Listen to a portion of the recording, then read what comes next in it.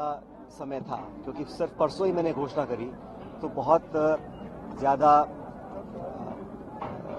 लोगों के बीच में हम लोगों को समय नहीं मिला था।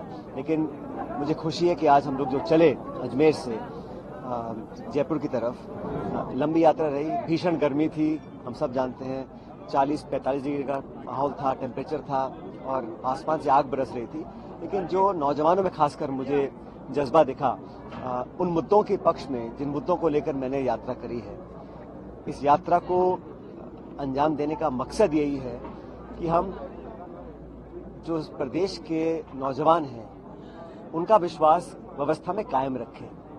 पिछले कुछ समय से ऐसा अनेकों बार हुआ कि जो बच्चे मेहनत करते हैं, बच्चे बच्चियां पढ़ लिख कर परीक्षा देते हैं, अनेकों बार वो परीक्षाएं लीक हुई, उनमें से कुछ कैंसिल हुई, कुछ बच्चे ओवरेज हो रहे हैं और एक बहुत बड़ा धक्का उस पूरे परिवार को लगता है जो बहुत मेहनत कर कर बच्चों के लिए, पढ़ाई के लिए, ट्यूशन के लिए, उनकी कोचिंग के लिए पैसा इकट्ठा करते हैं। और लगातार होने के बाद मैंने पहले से कहा कि इस पूरे पेपर लीक मामलों में जो भी लोग इन्वॉल्व हैं, कोई व्यक्ति है, कोई संस्था है, कोई संगठन है, कोई अधिकारी, नेता, जो भी हो, उसकी तह तक जाना बहुत जरूरी है।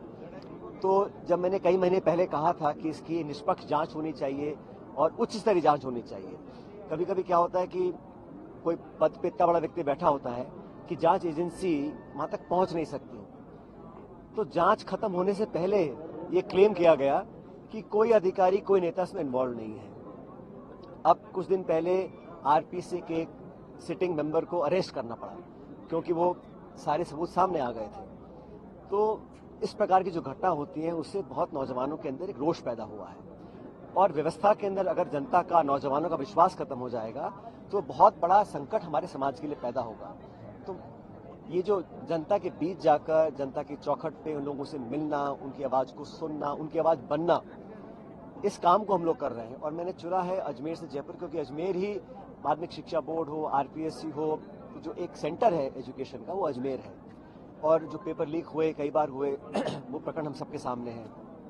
हम राजधानी की ओर जा रहे हैं तो करप्शन का इशू बहुत महत्वपूर्ण है क्योंकि पेपर लीक भी जो है वो करप्शन के माध्यम से होते हैं। अगर भ्रष्टाचार होगा सिस्टम के अंदर तो उसको खत्म करने के लिए हम लोगों को बहुत संकल्प शक्ति के साथ काम करना पड़ेगा और दुर्भावना के साथ काम नहीं करना है। हम किसी पे प्रतिशोध की भावना से काम करें या किसी को चिन्हित करें, ऐसा मैंने कभी नहीं कहा। लेकिन निष्पक्ष जांच तो होनी चाहिए।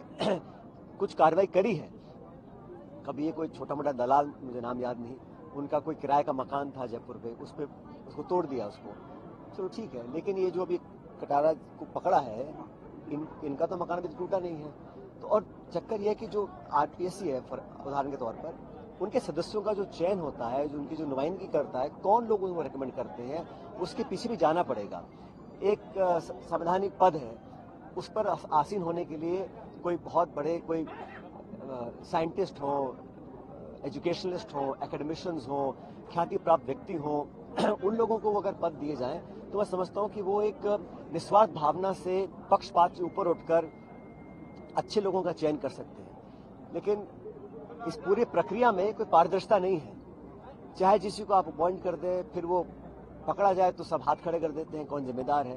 तो मैं तो ये चाहता हूं कि इस पूरी व्यवस्था को, इसका पूरा